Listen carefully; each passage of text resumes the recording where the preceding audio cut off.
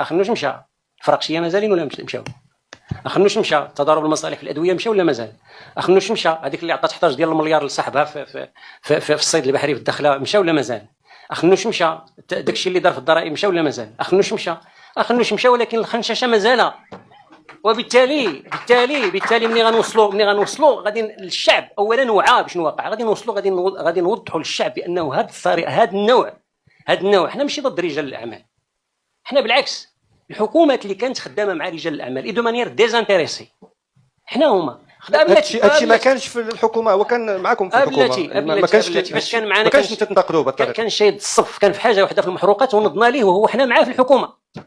اللجنه ديال الاستطلاعيات دارت وحنا معاه في الحكومه، حنا ما تنسكتوش على الفساد، معاه في الحكومه ونضنا ليه، ومعاه في الحكومه قطعنا ليه التيو ديال المقاصه وقام بمحاولات باش يبقى، لانه هو عارف هذاك التيو، عارف تيو غليظ ماشي تيو صغيور ديال المقاصه، وبالتالي حنا ما عمرنا سكتنا عليه. ولكن فاش كان معنا في الحكومه ما كانش تيدير هذه الفضايح هذو، ما كانش تيمشي لمجلس المستشارين يدوز التعديل ديال الضريبه على الشركات باش يهبطها من 35% ل 20% باش يتلقى في الورش ديال التحليه ديال المياه والاستثمار ديال التحليه ديال المياه، ما كانش تيدير هذا الشيء.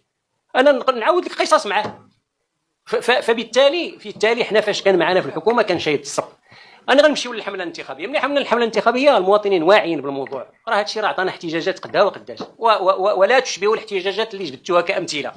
الاحتجاجات ديال جلزيده الاخوه والاخوات راه كانت صعيبه، ماشي هي الاحتجاجات ديال التعاقد ولا الاحتجاجات ديال الاطباء ولا الاحتجاجات، راه غير الله سبحانه وتعالى لطف. والاستاذ عبد الاله بن كيران اللي تتقول الامين العام اللي خرج في 12 الليل تيقول عباد الله شدوا الارض البلاد ديالنا راه نقدروا نصلحوا وكذا وكذا وكذا وكذا.